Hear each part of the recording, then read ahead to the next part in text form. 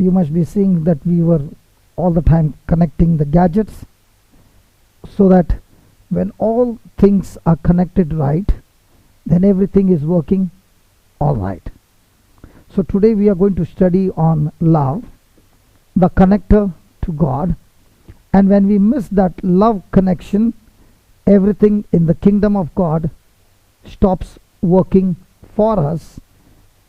But now when we have disconnected love and got into hurt, bitterness, or offense, everything gets connected to the kingdom of darkness and our life begins to get destroyed. So Heavenly Father, let's pray. Heavenly Father, we thank you. We have received your body and blood of your Son Jesus. And Jesus, we thank you, you displayed extreme love on the cross, your unconditional agape love. And you won the match on the cross by love. So teach us, O Lord, especially under pressures of life, how we are able to overcome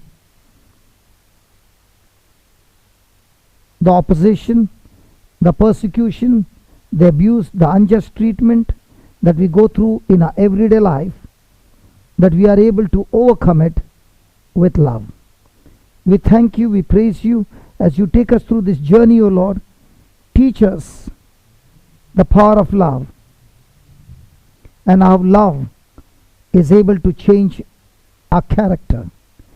We thank you, we praise you as you teach us these truths. We thank you, Lord, that our life will never ever be the same again. We thank you and we praise you in the glorious name of Jesus.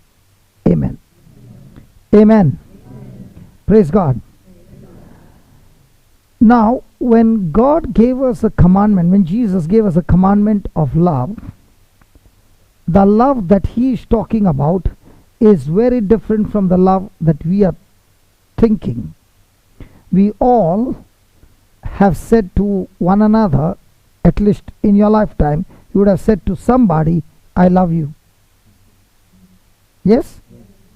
And then, might be in the morning, the husband told the wife, I love you. Can it be possible in the afternoon, the same husband can come and say, I hate you to the core? Possible? So, the love that we understand is a human love, which is never constant. It goes up and down. Is that right? So we have love in the family, we have love among the friends, we have love between an husband and wife. Now in all these three categories of love, between the family, the friends, husband and wife, that love walk depends on the other person's performance. If the other person does not perform to satisfy me, my response to that person would be extreme bitterness, hatred, and unforgiveness. Is that right? But the love that God is talking about is that he says, even when we were yet sinners, he sent his Son Jesus to take our punishment and to set us free. So was Jesus' love or God's love for us? God loved us so much that he loved the world so much that he sent his only begotten Son. For what? To condemn us or to save us? So we see that there is a God kind of love and there is a human love. The God kind of love is a selfless love which is not at all based on emotion. It is not based on feeling. It's a love based on a decision. It's a love based on commitment. And that's why we find that when the covenant takes place in marriage, the priest will ask the lady, do you take him as your husband? She'll say, I do. Do you take her as your wife? Yes. But then he will ask her to take a vow. In good times, I am with you. In bad time, I'll go back to my mama's house. As long as you got money, I am with you. When money goes, I am gone. As long as you are in good health, I am with you. When sickness comes, I am gone. Does she say that? Does he say that? Now that vow is nothing but the God kind of love. In other words, no matter how you treat me, my response to you will be that I'm committed to you, to love you to the end. Praise God. Now somebody will say, brother, it's good to preach, but is it possible to practice? Now God will never ask us to do something that He will not provide the power to love. Praise God. Praise God. So when God speaks about love, He talks about His love, which is selfless, unconditional, and it is a one-sided love. If you look at your relationship with anybody, you must ask a question: is my relationship with that person based on one-sided or two-sided? Two-sided means you satisfy me, you keep me happy, you do what I want, then I can love you very much. But if you start hurting me, then I can hate you also very much. That's the human love. Now God's love is, you do what you want, you sin as much as you want, I will still continue to be with you. I will not leave you. I will not forsake you. I will still show you mercy after mercy after mercy. Why that mercy? Because that mercy is where God is saying, I'm giving you time after time so that you can repent and change your life. Have you heard the word mercy? What is mercy? Hello, what is mercy? Mercy is misery. So what is mercy? Mercy is that I did something wrong and you are a teacher. You have every right to punish me because I've done something wrong. So what do? Because you show me mercy, you say, okay, I'll let you go without any punishment. Even though you have done wrong, you deserve to be punished, I cancel your punishment, is mercy.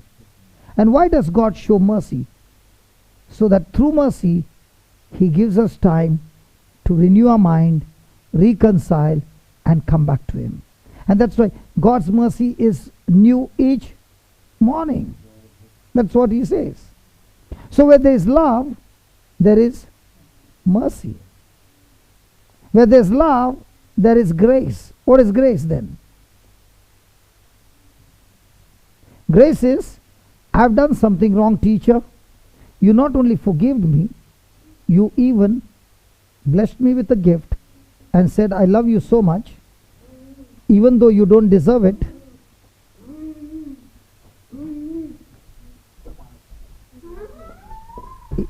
Even though you don't deserve it, I will still do something good for you.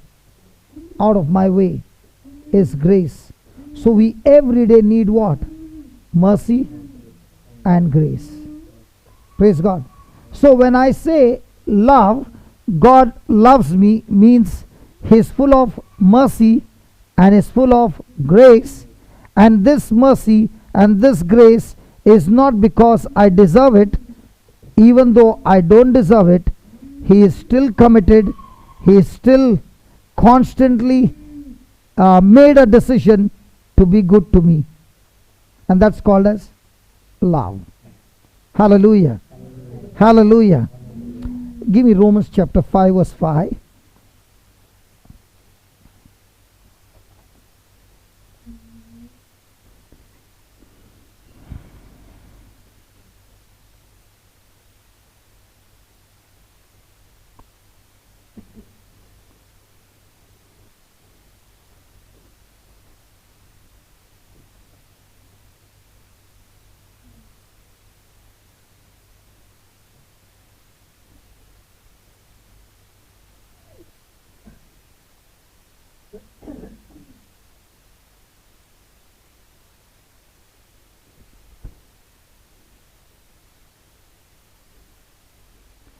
Can we read that?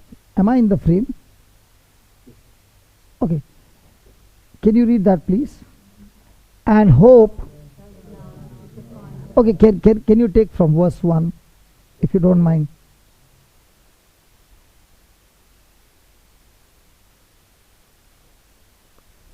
Okay, let's start with this.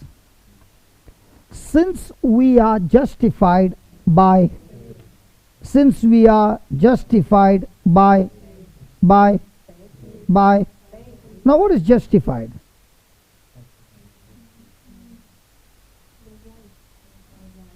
Made right. How do you become right? Supposing I killed every member of your family, and the judge is supposed to give a judgment, okay, and he lets me go free, what will be your response?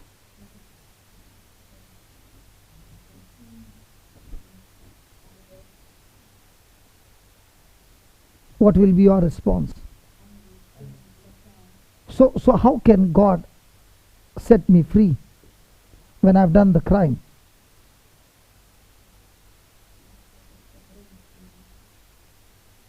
I was asking somebody, God speaks about forgiveness, is that right? Because He loves us, He forgives us, right? He's the judge there, and He forgives me and let me go free. What will be your response? Is He a just judge?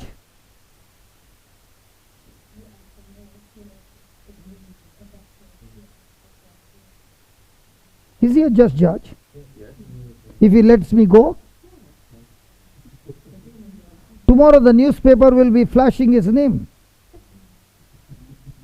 The news media will be saying, how can He give a judgment like that? Come on. I've done the worst of the worst crime, and He forgives me and lets me go. Now, when Jesus was talking about the word forgiveness, He also gave a parable of forgiveness. What did He say? There was a king, and this king found out that one of his servants owed him 10,000 what? Talents. So the king said, I want you to pay that money. And if you don't pay, then your wife, your children, and everything that you have will be sold and put in the treasury. What did the man do? He began to plead and said, give me some more time, I will make the payment. Now, does he have the capacity to make that payment? No, he doesn't have the capacity. So what did the king do? He had compassion and he forgave him. Is that right? Is that right?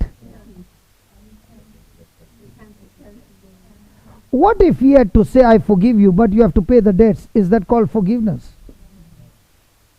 So when there is forgiveness, there is cancellation of debt. So who paid that 10,000? So what's the meaning of the word forgiveness? Forgiveness is when the person who has been done wrong makes a decision that he will pay in spite of the thing done wrong to him. So forgiveness is fair or extremely unfair? Now, for example, in that parable that Jesus taught, who paid the 10,000? The servant or the king? So if you are going to forgive somebody for the offense that they have done, who is going to make the payment? If there is no payment paid, there is no forgiveness. Are you understanding? So then the servant got released. It is like the case, the judge puts that hammer and says, case dismissed. In the same way, he is set free. He goes to his fellow servant, and that fellow owed him 100 shillings. So this one who got forgiven went and said, pay me my 100 shillings. The same way. That servant also pleaded and said, please have mercy on me. Give me some time. I will pay you. What did this servant do? He caught him by his throat, beat him up, and put him in the prison. When the other servants saw what happened, What did they say to the king? So the king summoned his servant. What did he say? Didn't I have mercy on you? Didn't I forgive you? Are you not supposed to forgive your fellow brother the same way? Means the king was expecting what? With the 10,000 talents that he was forgiven, he is also supposed to cancel the debt of his fellow servant. Are you understanding up till here? Now when Jesus said on the cross, Father, forgive them, how come Jesus could say these words, Father, forgive them? Had Jesus paid the penalty? Whose penalty? Only then he can say.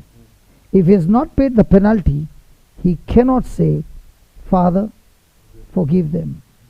So always the person who forgives pays the debt of the person who has come against him.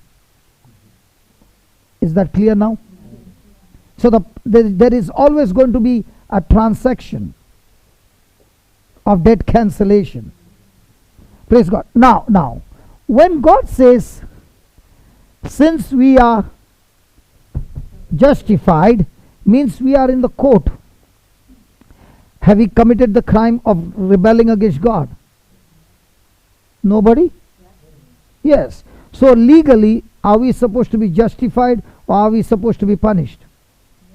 Punished. Now let's say I and my brother Amal are going by car. Okay? At the traffic light, I jump the signal. The honest cop stopped my car. He is my good friend, but he is a cop.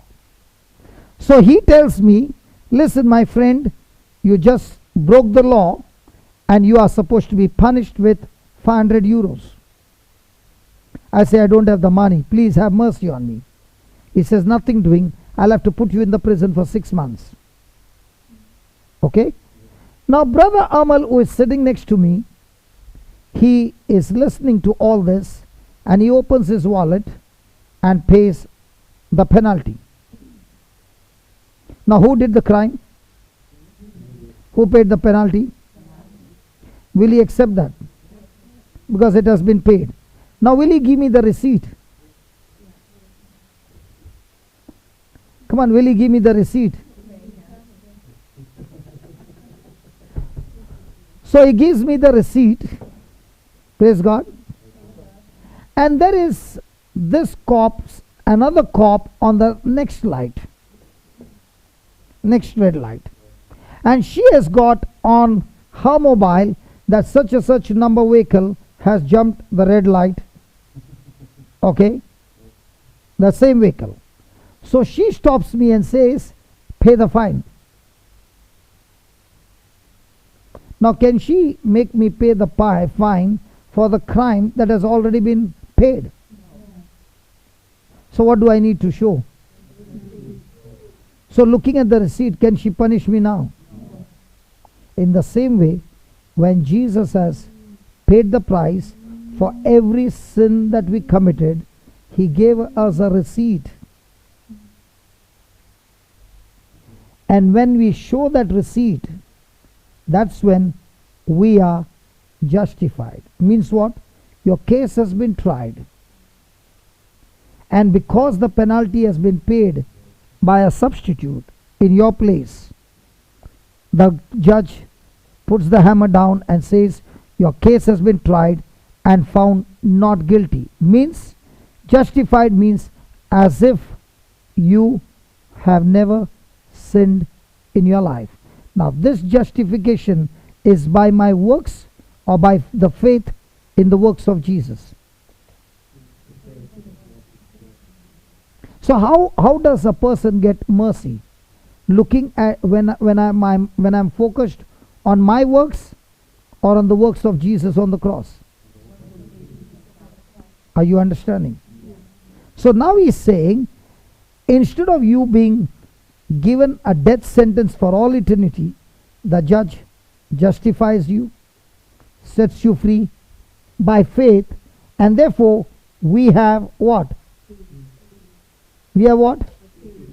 Peace of or with? Of or with?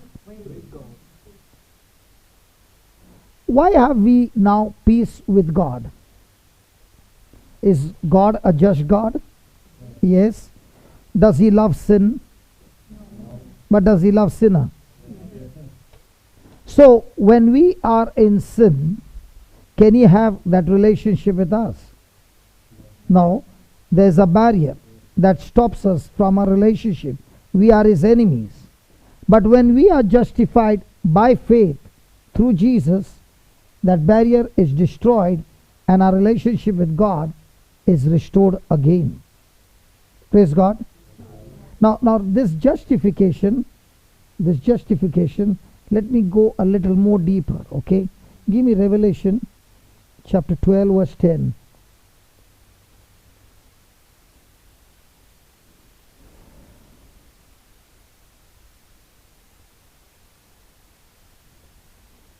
Still down.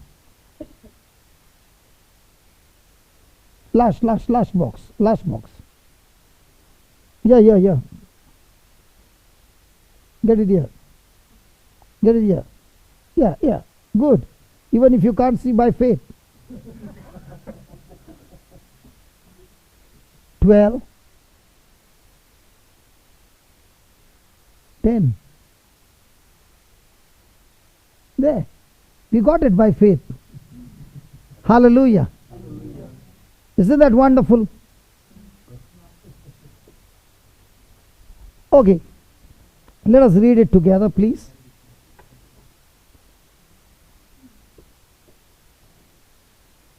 Then I heard a loud voice in heaven proclaiming, now have come the salvation and the power and the kingdom of God, our God, then, and the authority of his Messiah, for the accuser of our comrades has been thrown down, who accuses them day and night before our God. Who is he? The devil. Okay, then. But they have what they have? Whom?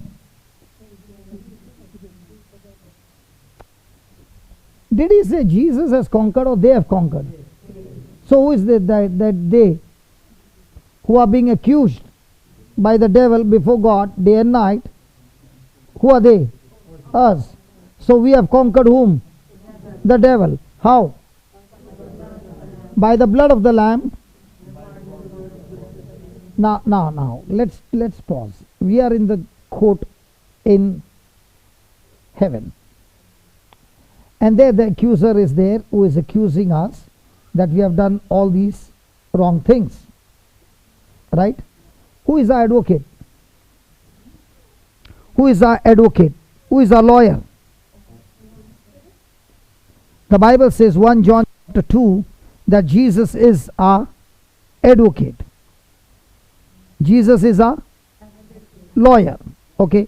He stands before God and his blood speaks on our behalf. Is Abel's blood speaking? Yeah. His blood speaks and demands from God justice because Cain was the one who killed him. Why does the blood speak? Because the life of a human being is in the blood. That's what the Bible says. Okay? So, the blood of Jesus speaks on our behalf and he tells his Father that all that this accuser is saying, I have been their substitute, I paid the price for all their crimes, and it is paid in full with my blood and with my life. The judge listens to him and says, not satisfied.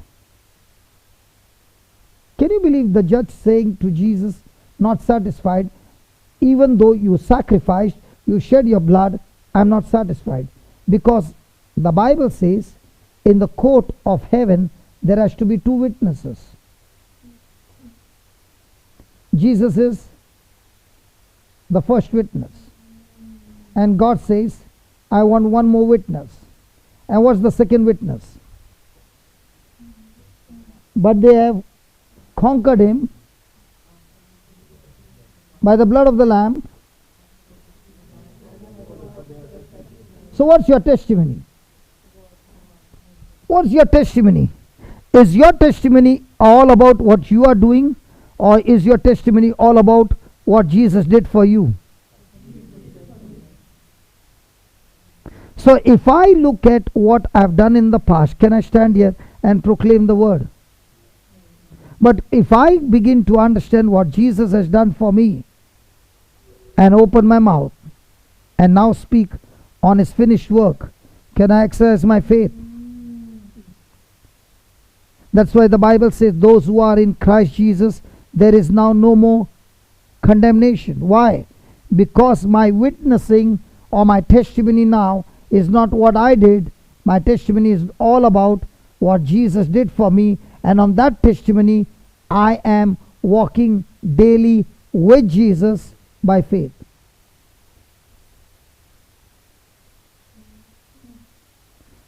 Hello, let me give you an example. With your hands, have you committed sin?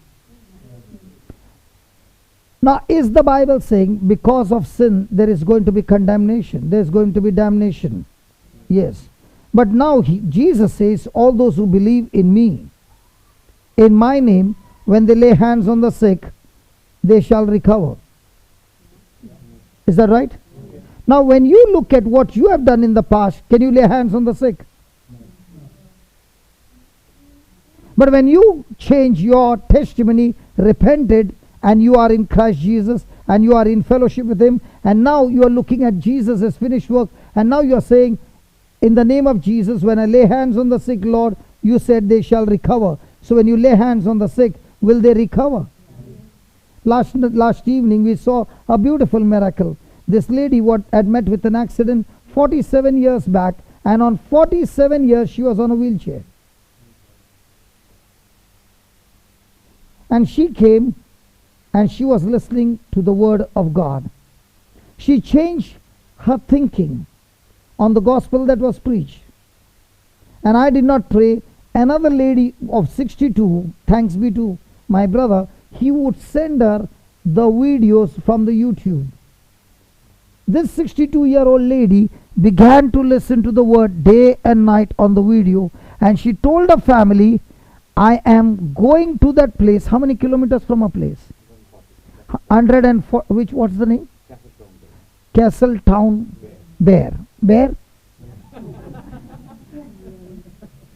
The name of the place is Bear? Might be in those days there were a lot of bears that side.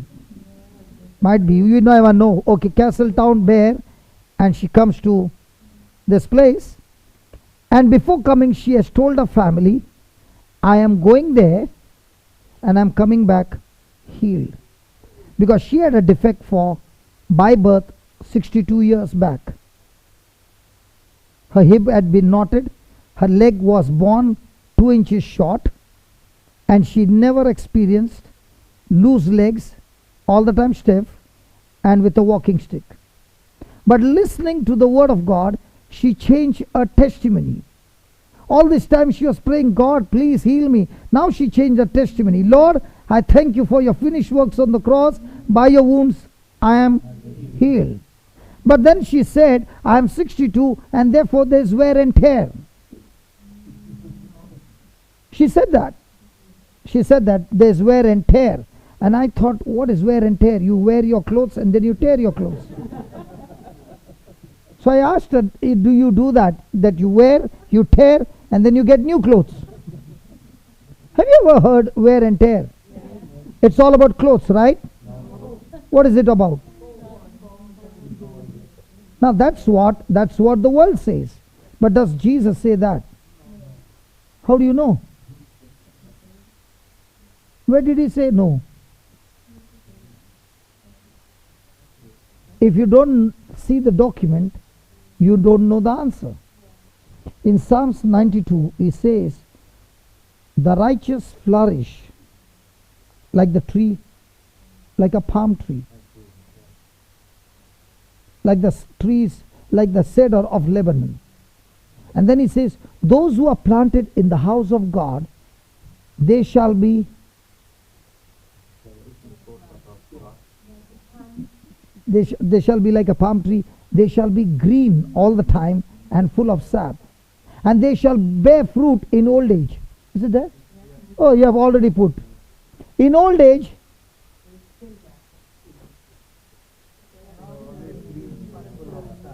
so I said, this Bible, this word does not say wear and tear. She said, oh my God, I never knew it. So I said, what do you say? She said, no more wear and tear. Did our testimony change? Come on, did our testimony change? The next moment she was walking. Why do we live a defeated life? Because our testimony does not agree with God's word. And then I said, now that you are healed, can you go and bring that lady on a push a wheelchair, and let's pray the same, no wear and tear. And the lady got up and walked. Are you following? So did that testimony, the word of their testimony, change first? And then there was a healing.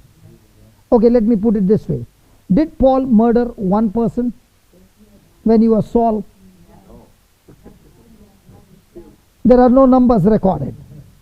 Now, can he be justified with all those murders?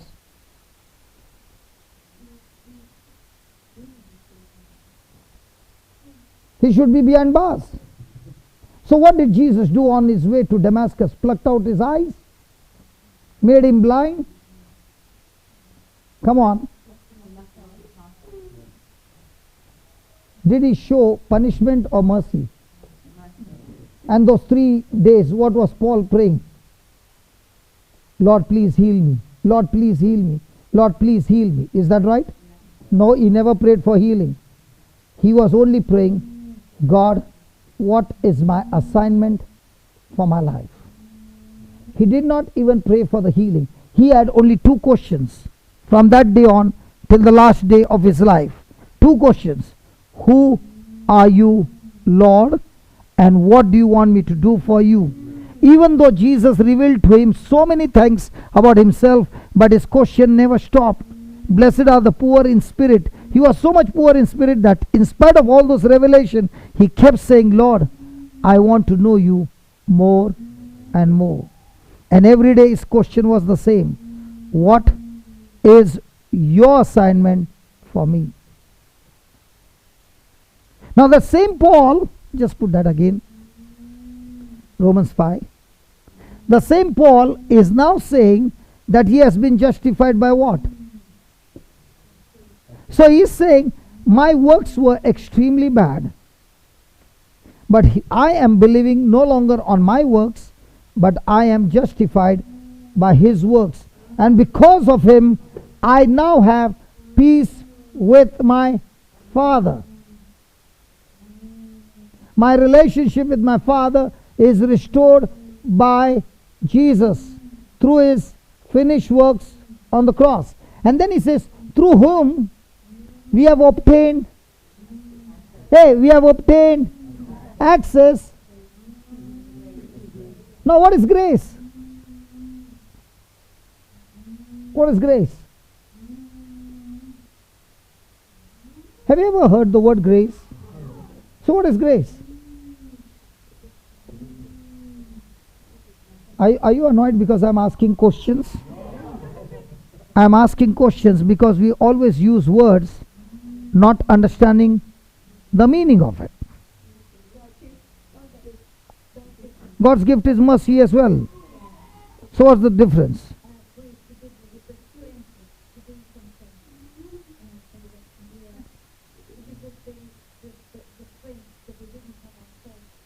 Okay. Good. Now let's say today Father was speaking about Peter and all of them to go out and preach, and they've healed a crippled man. Now my question to you is, a fisherman can heal a crippled man? Were the Pharisees full of scriptures, or Peter was full of scriptures? So what about Peter? So what is grace of God? The answer is right. What is grace of God? The answer is right. Come on.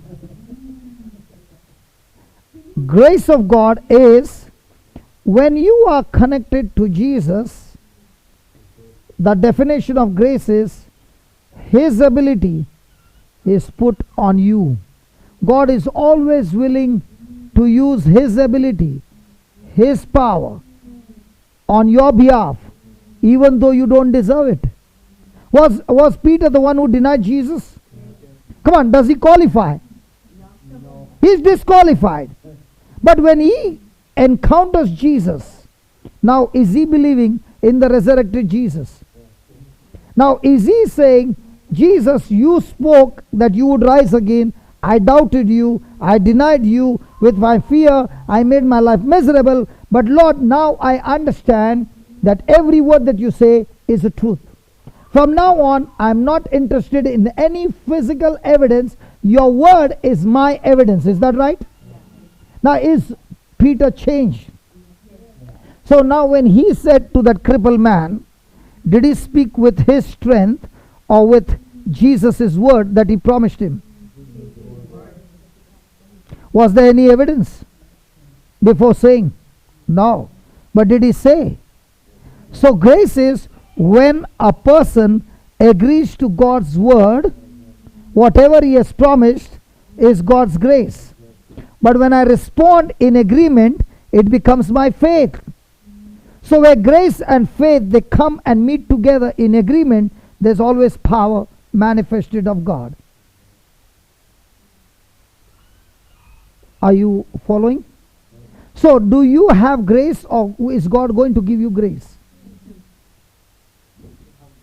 We have grace. How does a person get grace? By praying, by believing. How does a person get grace?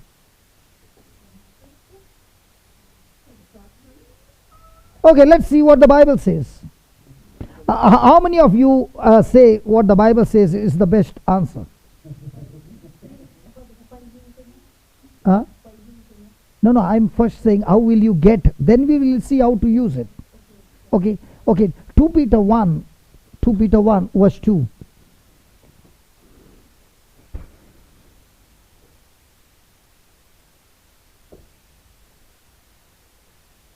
Please read it. May grace and peace be yours in how? Hello, how? Now what are you doing here? From where? From the scriptures. So now are you understanding your inheritance? Did you earn it? Did Jesus work hard for it? And did he give it to you as a gift, as an inheritance? Is it possible here in Ireland that the parents worked hard in the farm and working hard they built a big house? But when they die, it goes to the county. It goes to the council. Who gets it? Now they had only one son now. But he never worked with his parents. John, he never ever worked. He lived a very bad life.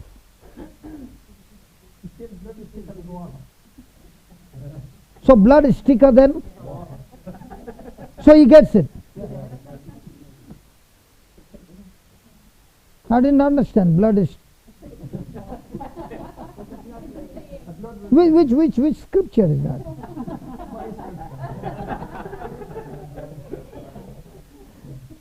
So he did not earn it, but yet he gets it.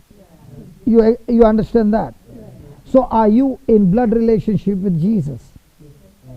So everything that Jesus earned, you receive it as your inheritance, right? Now let's say the property should belong to him, but he did not know the method, the procedure, and everywhere is walking on the street like a beggar. Then one day, one of his relatives recognizes him and says, "What are you doing here?" So what to do? I don't have any money. Can you give me some 10 euros?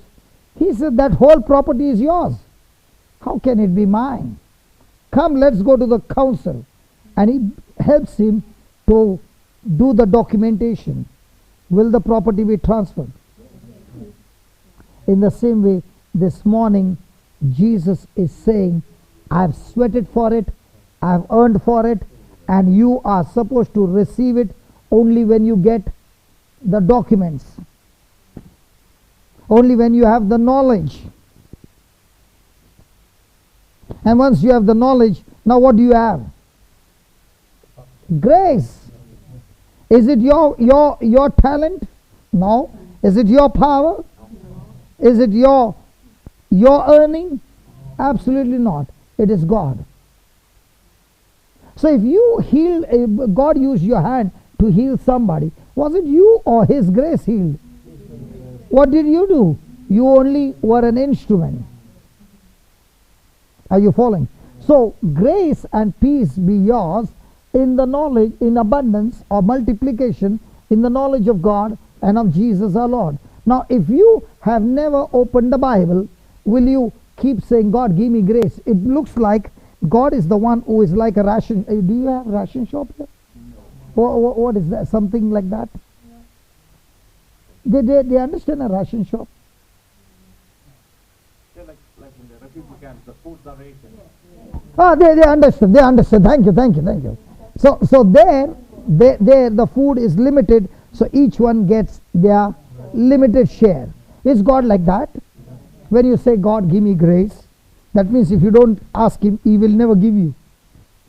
Is He a God who gives you when you ask, or is He a God, according to the scripture, who has already given you?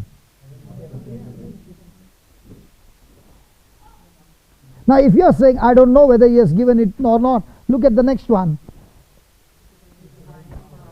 His divine power. What is this power? Grace. What is this power? Grace. His divine power. Hey, don't you highlight.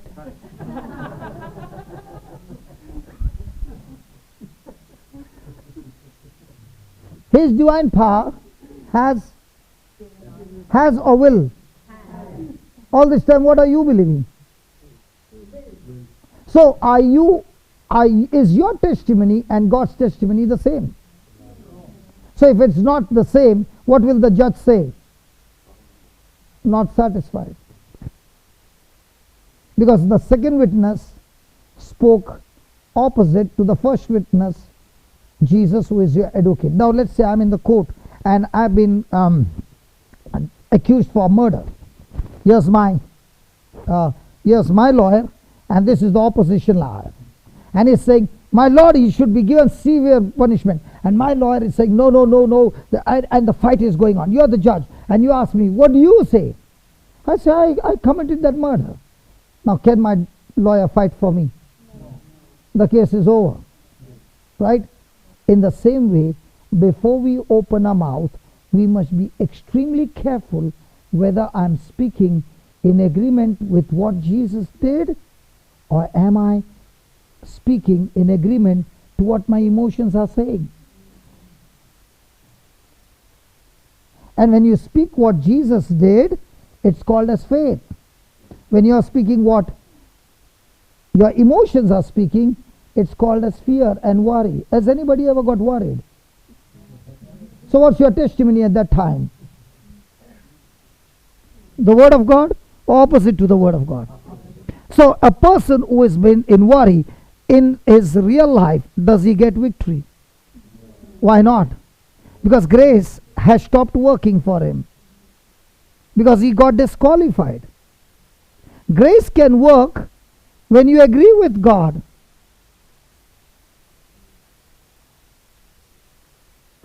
Hello? Are you with me? Yeah, good. So His divine power has given us something.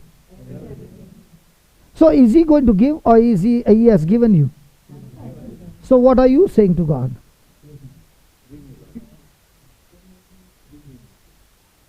So has He given you, or will He give you? So what's your testimony? Really? In your prayers? Oh Lord, please give me. Let's be honest, come on. Yeah, so can we change now? Yeah, has given us everything what? So if I need some resources to fulfill my selfish motive, is it in the reserve? See, God has given me, say, X amount of euros. Can I use it for my selfish motive? Can I use it for the kingdom? When I use it for the kingdom, what will happen to the resources? When I use it for selfish motive, what will happen? I will be destroyed. So is God going to give me based on how I operate? No. He has given me in abundance everything that I need for life. So if I understand this, do I need to worry about tomorrow?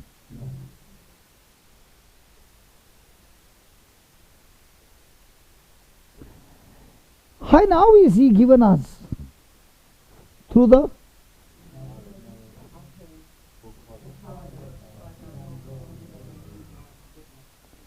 So now what He has given us, is it in the physical form or spiritual form? So is there any use when it is in the spiritual form, when I can't use it in the physical?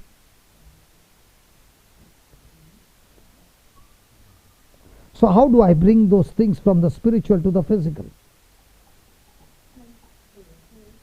He gives you a checkbook. Can we see the checkbook? Can I show you the checkbook of heaven? Oh, you don't want? How will you make the transaction? Listen, you got 10,000 euros in your account. You want to withdraw 1,000. Are you under pressure? They don't understand banking.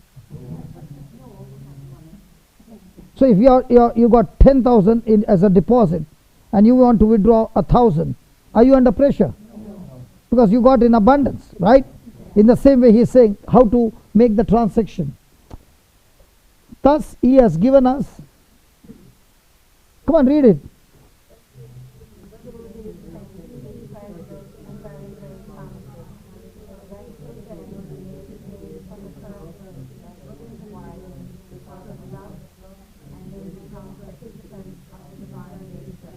So what has He given us?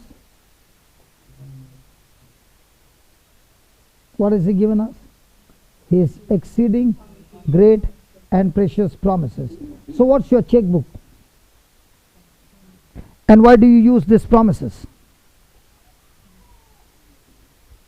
Why do you use these promises?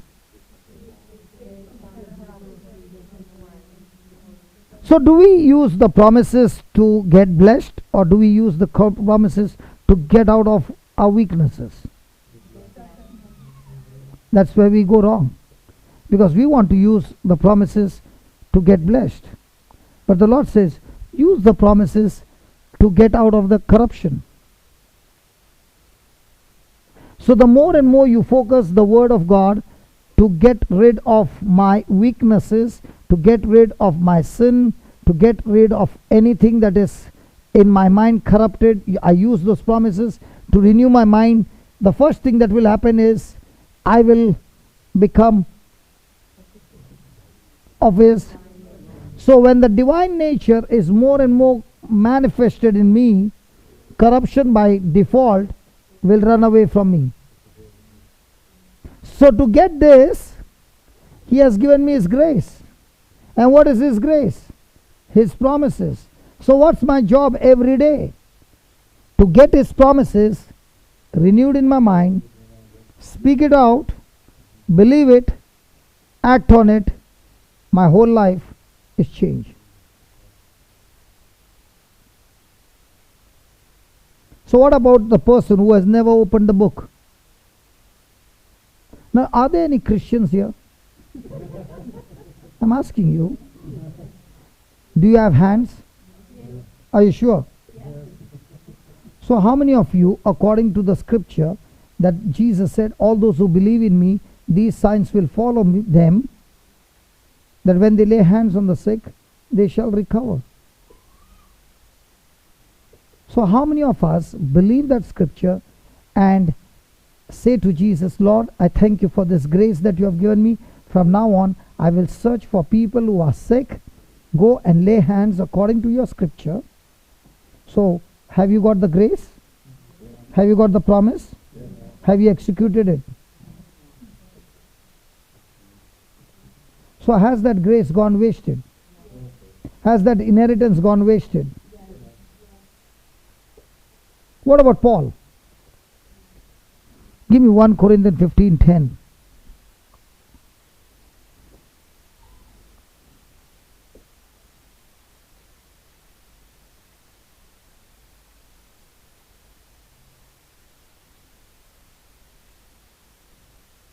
Okay, go, start with 9, brother.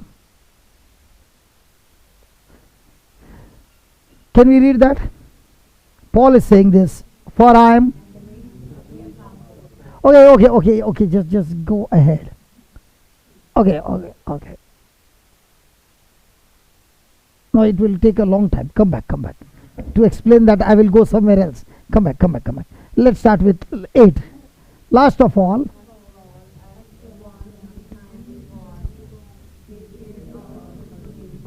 for I am... Because now did Paul do that when he was Saul? Okay, then listen to this. Okay, then 10. But by the grace of God. So in other words, is Paul saying, I got qualified to be an apostle because of my good works? What is he saying? Actually speaking, when I met him on the way to Damascus, I should have been killed by Jesus for all the things that I've done. But what did Jesus do? Did he forgive him? And did he give him a mission, an assignment? Come on. So he's saying, if today wherever I am, it is only because I received the grace of God. Now, was Saul forgiven? Did he experience his blindness go in 3 days? How did it happen? When Ananias came and laid hands on him, baptized him, and said, receive your sight in the name of Jesus. Did Saul encounter the healing? Now, was he already a Pharisee in the scriptures? Was he excellent? Now, did he, with the Holy Spirit power, began to ask the Lord for wisdom through the scriptures? Now, did anybody preach to Saul? No. He sat with the scriptures. Who was his teacher now? The Holy Spirit. Did he get great revelations? Right? Now, with the grace that he received, did he say, I'm clean? With the grace that Saul received, he says, my hands are clean. How can he say my hands are clean with so many murders? Because he believed in the total forgiveness that comes from Jesus. Now he's saying, by the grace of God, I am what I am. In other words, I am not what I am today, what I am doing by my good works, but only because of the good works of Jesus. Okay, then, and His grace, that means His ability, His power on my behalf towards me has not been in. Oh, that means grace can go in vain as well. That means grace can be wasted. That means grace can be there and bring no profit.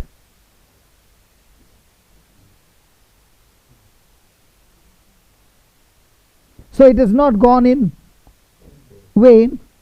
On the contrary, I worked. Now, who are the ones who were with Jesus in flesh and blood? The apostles. Had Saul even once seen Jesus? But who worked harder than the apostles? On what ground? On the grace. Hello. Did Jesus give him grace? How did he get grace? Through the knowledge of God. Was he an excellent in scriptures? So now did he find the truth on the scriptures? Yes. So did grace began to multiply? Yes. When grace began to multiply, was Saul using that grace day and night? So did he labor? Yes. So he's saying, on the contrary, I worked harder than any of them, though it was not I, but the grace of God which is with me. Now, has God given us the grace to cast out demons, to preach the gospel, to lay hands on the sick? Are we using it? So, are we allowing it to go wasted? So, imagine when Paul was writing those letters, did he ever think, as he was writing those letters, that 2019 there will be people in Ireland who will be reading those letters and still getting the anointing and signs and wonders? So did he use the potential that was given to him by leaving it for the next generation? So how are you using the grace for this generation and the next generation? Why was I taking so much of time to set the camera? Because a day will come, I'll be dead and gone. But those recordings will help somebody come to Christ. So am I using the grace of God? Am I using this potential? By the time it is uploaded tomorrow, when I see in 24 hours, I'll see about 500 people have watched this teaching. Are you understanding? So is the grace given to all of us the same? But is it being used or going wasted? So what are you going to do about it now?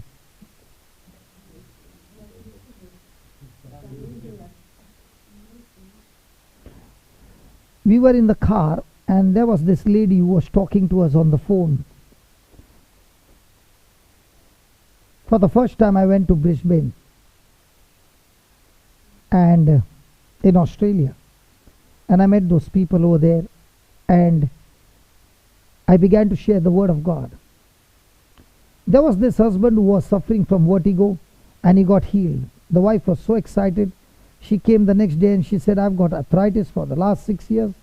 I can't even move my fingers. And she got healed. Now when they both got healed, they both began to listen to the CD day and night.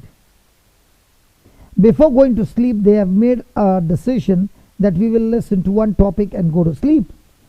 While traveling, they are doing that. Now it's been only 4 weeks. And in 4 weeks, she said, brother, I have already touched more than 80 to 90 people by speaking the word with signs and wonders. Now, were they all in the church? So many people? When I was preaching to the people in Brisbane, there were many people who heard the teaching. Many people even got healed. Some of them, their lumps disappeared. Some of them, their bones got chopped off. Everybody experienced. But how many got stuck only for the healing and then they never went further? Whereas this couple kept on doing that, and she said, on Friday we had the first service in the church hall, and brother, already 35 of them showed up. Now where did she get those 35? The ones whom she ministered. Now imagine those who came in the church, was the grace of God given to everybody the same? But did they labor? So what about their potential? But what about the early church when they received the Holy Spirit? Let's say Jesus anointed them with the Holy Spirit and all the 120 went back home and they rejoiced because they got healed and they never went out and preached the gospel to anybody. What would have happened? What would have happened to us? So their labor has brought salvation to us. What about you?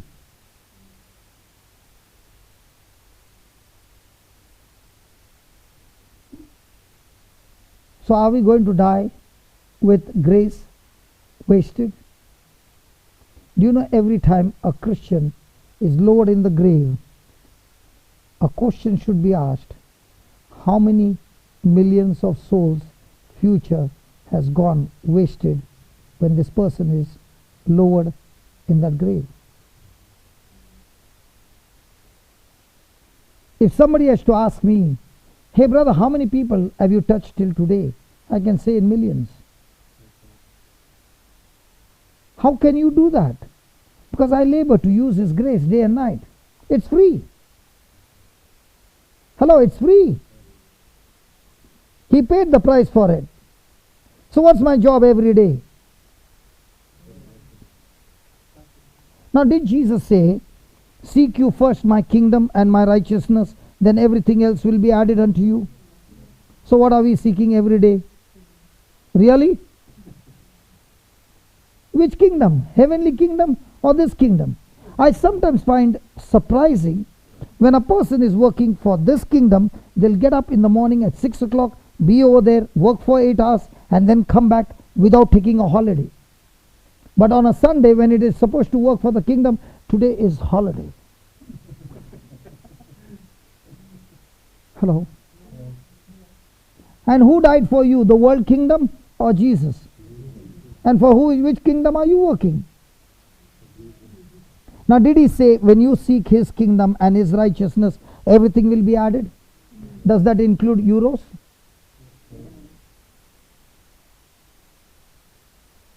But how many Christians have the guts to believe that?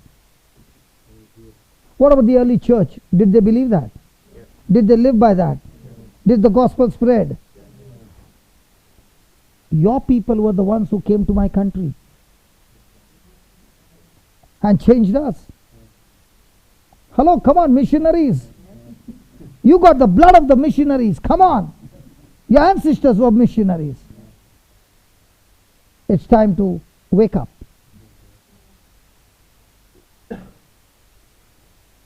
So are you going to use grace or is it going to go waste?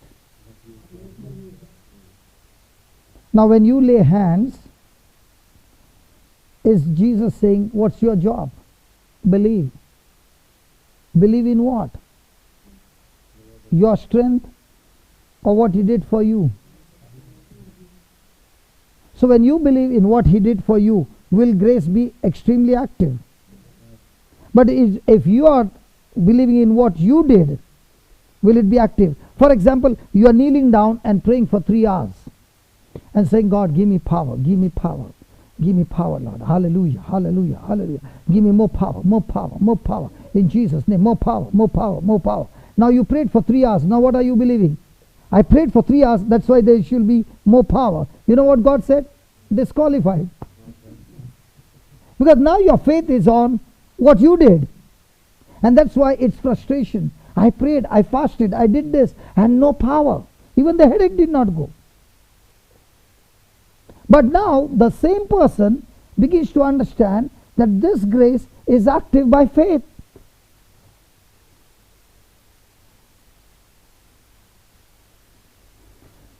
Hello, are you there? Praise God. Yeah, put that Romans 5, brother, again. Is it time up? Praise God. Yeah. So let's go again. Through Him we have obtained. Now when you send an email to somebody, do you put that person's ID?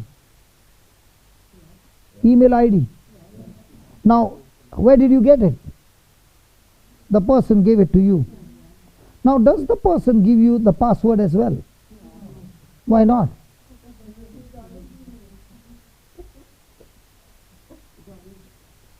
No, what if he gives you the email ID and the password? Now what will that password do? You also have access. So in the same way. Are you understanding? Now Jesus is saying, I am going to give you the password. To get access where? To the storehouse of God. None of them look to be excited. Lord, please help me. How do I explain to them? Hallelujah.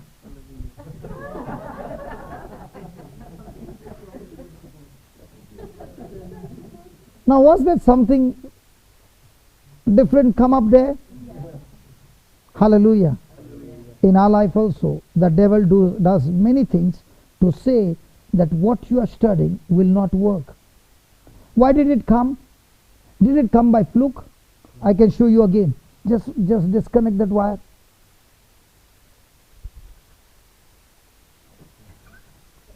Connect it again. It was not by luck. It was not by fluke. It is a system. So when you do not operate by faith, by fear, you just got connected to some other kingdom. So you are out of grace, you are in fear. Now everything from the kingdom of darkness is actively working against you. But now when you are connected to God by His grace, everything from the kingdom works. Can you do it one more time? Let's see if it works one more time. Hey, it works. Come on. It works. Can you cancel it one more time, brother, please? Please, please, please. Wow! Isn't our life like this? No. Brother, just disconnect 1 minute. 1 minute. 1 minute. Yeah, keep it disconnected. Let's pray now. Lord, please Lord, please let the scriptures come. Let the scripture come. In the name of Jesus, scriptures come. Will it come? How will it come? When my mind is renewed in agreement to the scriptures, I don't even need to pray. The connection will bring it. Because that renewing of the mind is my prayer.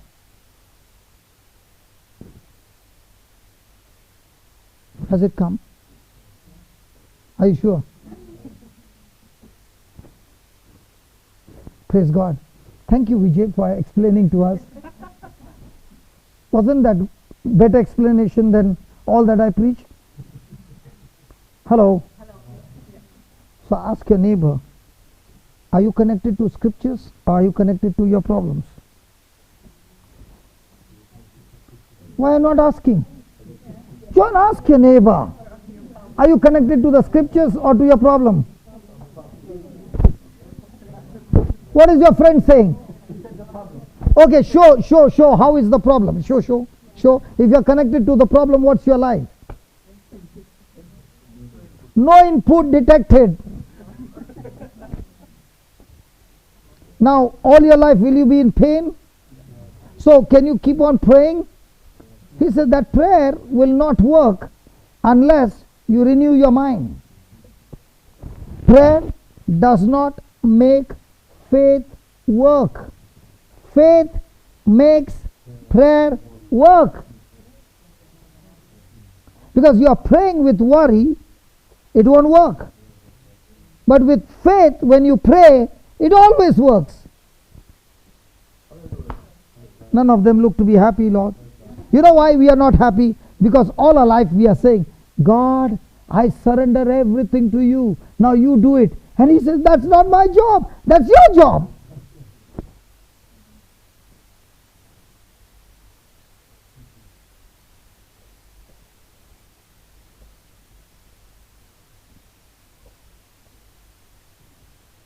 Hello.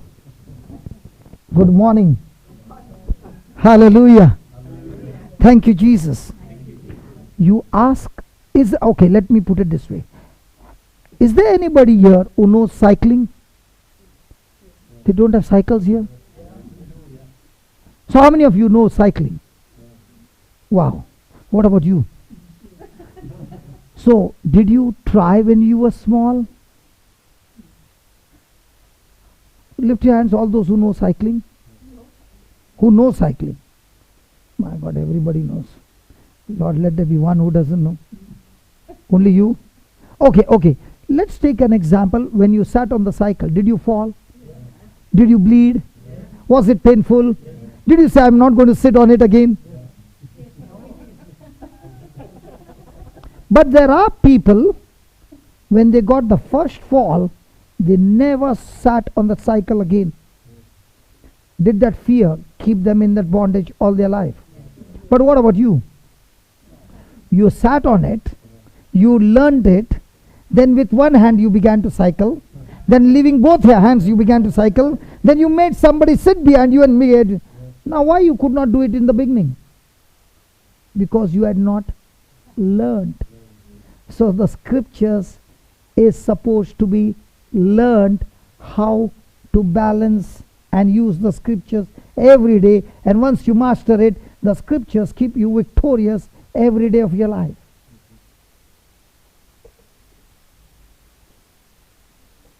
Hallelujah. Why did you remove that light? Please understand, brother. These people are fair. On the camera they come white anyway. I am putting some extra light so that I can look fair. And you are my Indian brother. I was in Australia, and there was this lady Monica. Monica was with 6 years with oxygen cylinder, going everywhere, and she got healed, and she was giving a testimony, and I had the software where I can see what's being recorded by that camera, and I said, Monica, everything is good, but I don't understand, there's a problem in the camera. You look so fair and I look so dark. She was from Poland. So she said, yeah. I said, only because I got sunburned. So then after that I began to say, put some light so that I look fair. So put some light so that your life becomes fair. The light of the gospel. Life becomes fair. Hallelujah. Thank you, Jesus. If he switches off the light, will it show on the camera? It will become dark. In the same way, how do you know your life is becoming brighter and brighter? When your mind is renewed on the promises of God. Hallelujah. Thank you, Jesus. So now we through Jesus we have obtained access to his. Wow, you got a password to tap into grace. Who is that password? Jesus. So now that you have connection with grace, is everything from heaven flowing into your life? Come on. So do you need to beg, Lord, anoint me, Father, in the name of Jesus, anoint me, Lord, give me power, Lord, power. He said, don't do that. You have received it through Jesus, in which we stand and we boast, and we boast what? In a hope of sharing the glory of God. Hallelujah. Don't you feel like boasting when you see all the wonderful things happening in your life? Come on. Come on. Now watch what Paul says.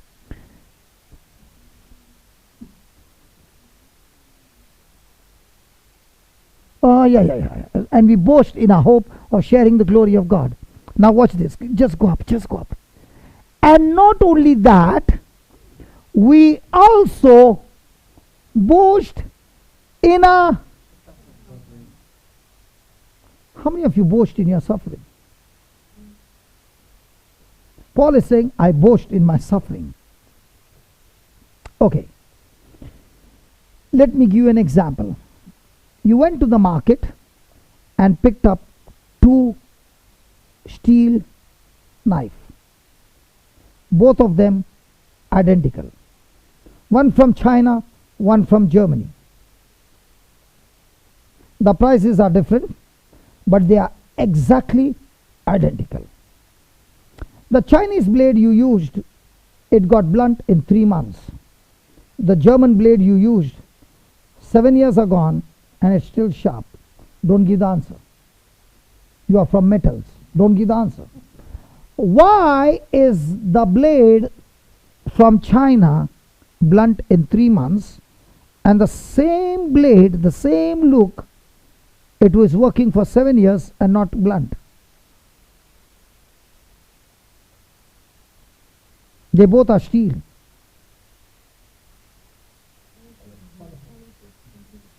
Don't give me one word. 5 marks question. You won't get even half a mark for that. Come on. Sorry? Refined? No. Oh yeah, the German air. Oh yeah. So if you take the Chinese blade and put over there German, so the blunt will not go. Come on.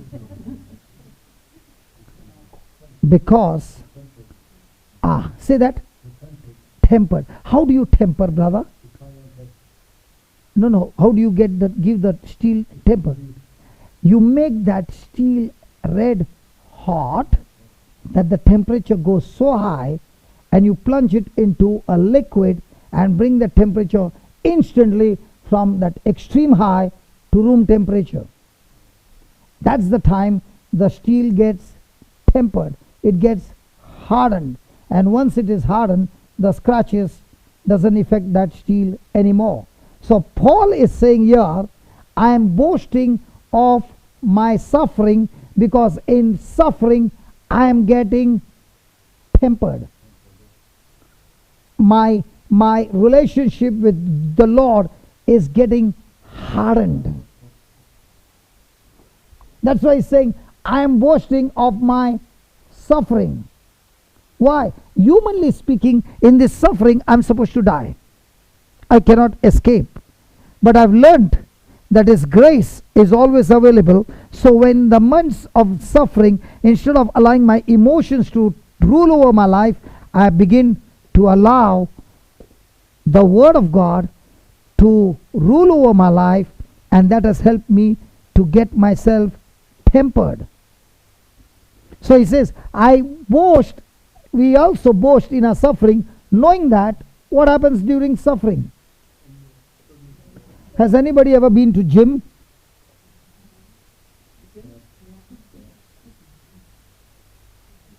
Now, let's take a person is going to the gym and picking up dumbbells, and is doing it 100 times.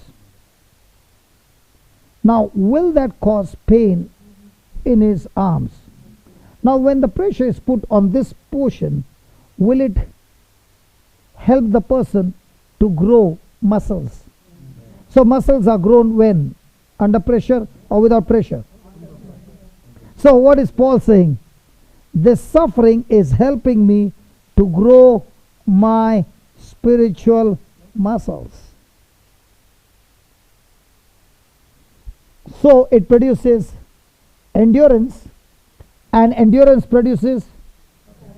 So when my spiritual muscles are grown to operate in love, to operate in forgiveness under pressure, it has changed my character. So now, no matter what happens, I have begun to learn that what others do to me does not affect me until I respond the wrong way. Have you ever heard some people say, today my life got messed up because of so and so?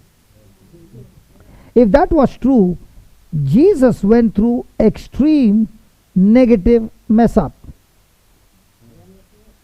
But did that mess up affect Jesus?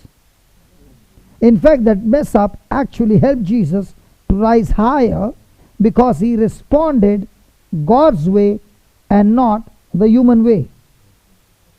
So Paul is saying, I have learned now through my teacher, my master, Jesus, that he experienced extreme suffering that no human being can ever bear. And in that, if Jesus got the victory, I also am imitating him, that in every suffering I am enduring the pain, but not reacting, not revolting, not rebelling, but allowing the suffering to take over, because in that my Lord is the strongest. It's building up my character. I'm the same fellow who went around persecuting the church. Now the church is persecuting me, but I'm allowing them Was Paul whipped? How many lashes? 39, one less. How many times? 5 times.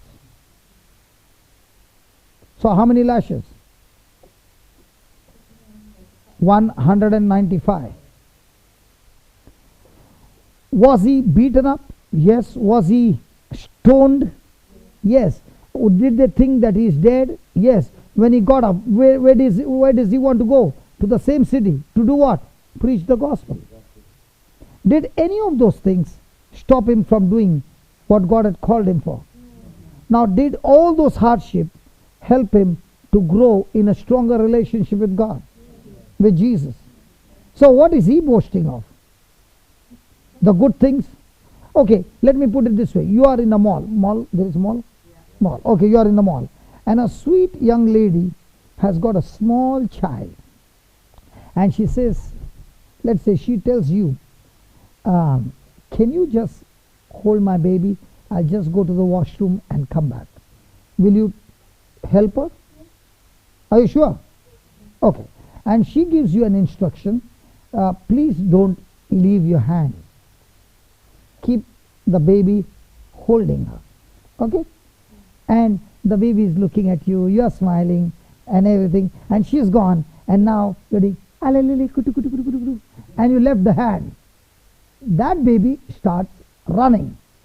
Option number 1, you can't run after the baby, so you run in the opposite direction. 1. 2, the baby is running, you are running in the mall. I wonder how would you look. 3, you are tired but not yet giving up, still running. 4th, you are screaming on top of your voice and telling everybody, catch, catch, catch. Which one? The first one. Very good. Which one? Catch, catch, catch. So they caught the baby and gave it to you. Now you brought the baby back to that seat. Are you going to do or this time your hand is, come on, yeah, and then the mama comes out. Now, will you hand over the baby or will you leave the hand? You'll see that the grip is tight, and the mama and the baby are walking and going. How much time did you spend with this baby? 5 minutes. In 5 minutes, how much of tiredness? What comes to your mind? How does this woman, this young lady, take care of this baby? Do you think she was like that when she got married? No. That hardship has helped her to grow the capacity of endurance. And why is she growing? Because she loves the baby. If there was no love, she would have left the baby somewhere and said, my baby got lost. Problem is solved. Are you following? So Paul is saying, I love my Jesus so much that I'm willing to take all that hardship, all that suffering, all that endurance, and now after so many years I realized, hey, my character has changed. I've changed. And what changed me? Jesus, in the midst of my hardship, taught me to follow him. So, is Paul going to boast about the good things that happened, or is he going to boast more about the hardship that happened? Which changed his character? The good things. Very good. Hello, which changed his character? And what are you praising God for? Not you. What are we praising God for? I am also included. Hey, come on. What are we boasting about? The good things. And when the hardships happen, what are we boasting? So, is all things working together for good? Has anybody ever baked a cake at home? Is it baked in an oven? So now let's say you are the cake. Do you have to go into the oven? When the whole procedure is over, and then when they put, I don't know, I've never seen a person bake a cake. Do they put up to the brim or half? Why not up to the brim? So when does it rise? When it is cold or hot? Oh, you know all that. Praise God. So when will you rise above your nature? Oh, praise God. When you are where? In the oven. Praise God. When you are in the oven. And when the whole procedure is over and they take the first bite, what do they say? Hey, what do they say? They don't say delicious. They say, can I get the recipe?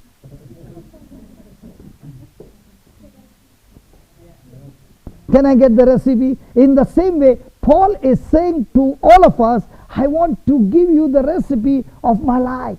And I learned it when I was in the oven.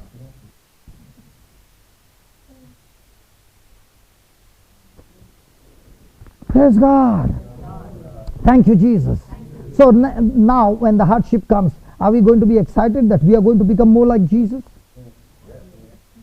That hardship can make you more like Jesus and make you better, but if my response is not according to the word, then that hardship will tear me and make me bitter, that I'll turn my face from Jesus forever.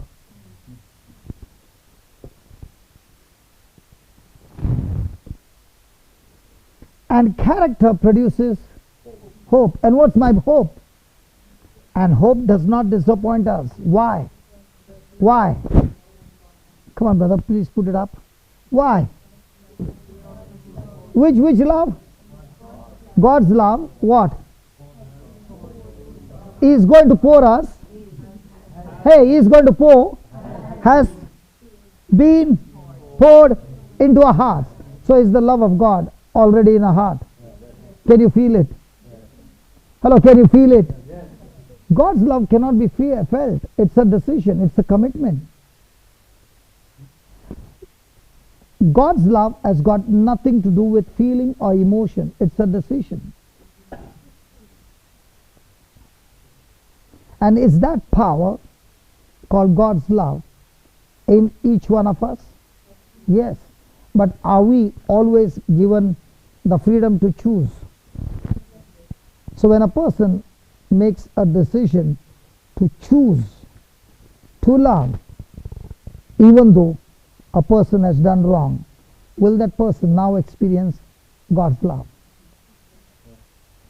There's a situation that happened in India, that a nun was murdered by a man because he was against the Christians. And he stabbed her and stabbed her and stabbed her and killed her ruthlessly. He was put in the prison. And he said, if I get a chance, I want to kill some more. He had so much of hatred. And when he was in the prison, there came other Christians to preach to the prisoners. So there is a particular feast in India.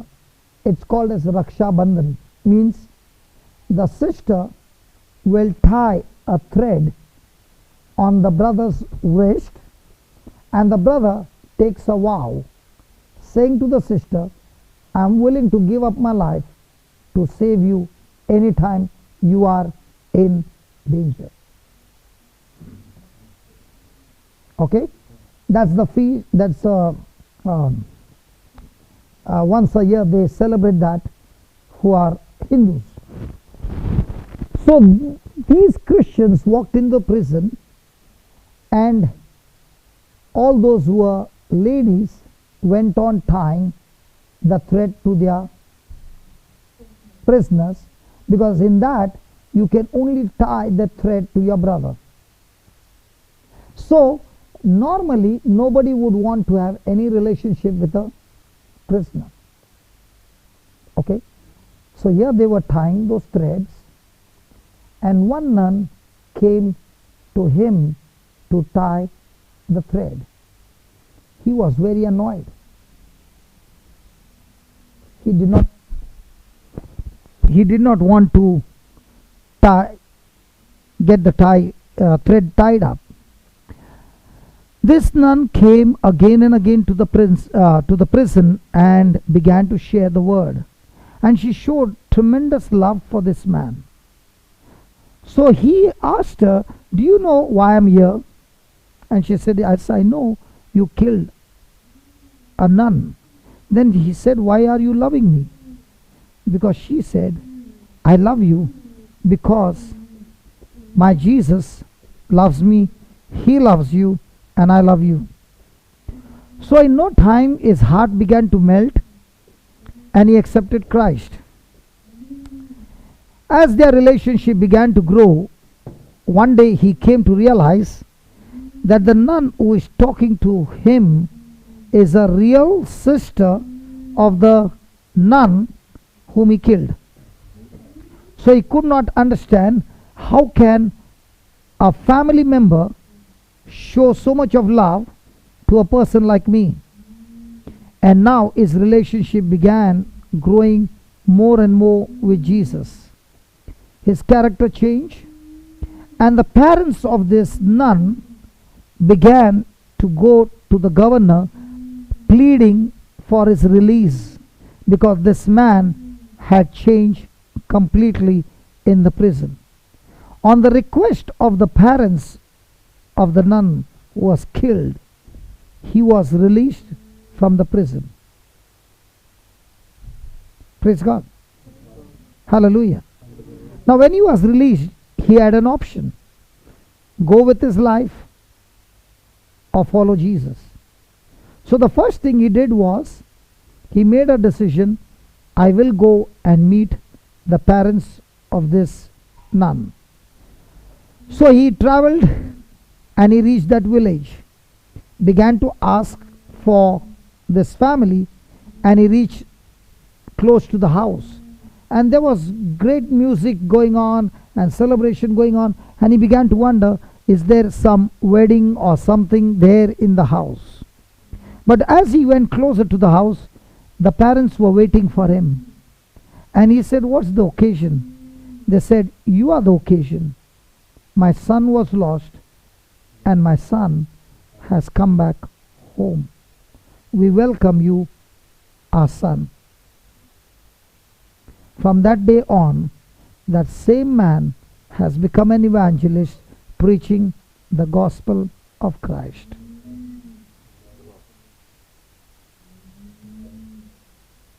There's another case which is there on the YouTube. I'll try to find out.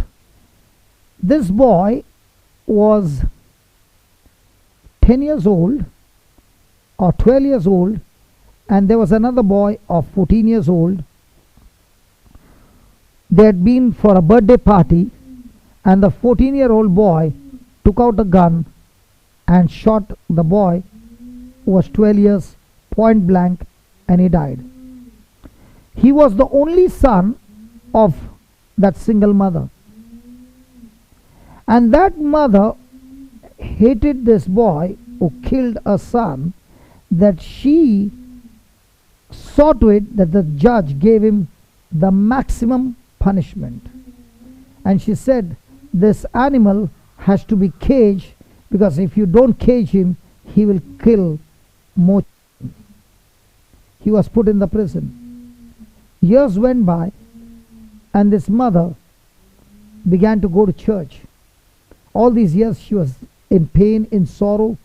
So when she went to church, she experienced Jesus, and somebody gave her a book to read. And in this book, the mother is praying for the son. So there is one mother asking the other mother, please pray for my son. So when the conversation is going on, the mother who is praying for the other mother's son is saying, I am praying for your son. Who is your son? And the mother says, my son is Judas Iscariot. And she says, who are you praying for? She said, my son is Jesus Christ of Nazareth. The mother is totally torn. And this mother of Jesus says, I am praying for your son, and my son is surely forgiving you. When she comes to that passage, She throws the book and says, I can't read it anymore. But what she has read makes her uneasy. She cannot rest. And then the grace of God fills her, that the mother of Jesus is praying for the son who betrayed her own son and caused his death. So she began to pray for the son who killed her son. And she began to write letters to the son. He would not want to speak to her for more than 2 years, but she did not stop sending letters and praying for him, till one day he decided that I would like to meet this mother, because he had seen her in the court, how she had called him an animal. Now she began to come on a regular basis to meet him, and they became extreme good friends. She began to teach him what she learned in the church. She began to give him books and all this, and he got totally changed in the prison. The jailer saw what had happened to him, and on his request he was released before finishing the whole term. Now on the day of release, this mother went to the landlord and said, my son is getting released from the prison. And the landlord said, as for me, I know you have only one son, and that son was killed. And she said her whole story. And she said, if this son of mine comes out of the prison, I am 100% sure people are not going to accept him. And I do not want him to get once again into negative emotions and go and do something bad. So there is a room just next to my house which is on rent. Can you please give that house connecting common wall in the apartment? Can you give that apartment for my son? The landlord was moved and he gave that place. So she goes to the prison, brings him home, spends the money to get him educated. He's totally changed. Today, the mother and the son are preaching the gospel, what forgiveness can do and change people's life. Has God poured that love in us? Is it always there? But are we using that love? Because to use this love is a decision. It is a commitment. It is not by emotion. And God is saying the same love that God poured into his son on the cross when he said, Father, forgive them, that same love he has poured in each one of us. Praise God. So do we need more love? No. You need more change of thinking for this love to flow. For example, just 2 minutes. For example, I gave you a soft drink and gave you a straw. What will you do? Blow or suck? So when you suck, what is in the can comes to your mouth. In the same way, the love is in the heart. It has to be sucked. And the only way to suck it is through the Word of God, which is the grace of God. And that grace, when I agree with my decision, even though my emotions are extremely negative, but yet I commit myself to follow it, that's when the love of God is in action. Praise God. Now, does this require practice? Now, more than the practice, does this require constant meditating on the Word of God? So can I put it into practice? No. But when I meditate on the Word, will the Word give me the strength to put it into practice? Yes. Father, please make the closing prayer, please.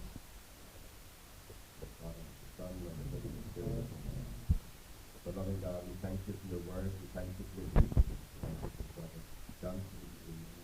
All that we've learned today, that no power of your word is deep within our hearts and our minds, that we will change, claim your power, be alive in you, to witness your gospel, and spread your good news, and claim your power, and so that we will be advantage in the world. We give you thanks and glory and praise forever. We ask it through Christ, our Lord. Amen. Let be with us now and always, the Father, the Son, and the Holy Spirit. Thank you, Father. Praise God.